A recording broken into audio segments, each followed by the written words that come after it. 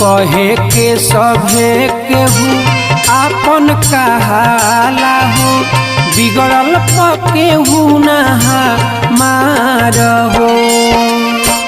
मतलब के ही तो नाता मतलब के दुनिया हो, मतलब के ही तो नाता मतलब के दुनिया हो, मतलब के बारे जहान हो।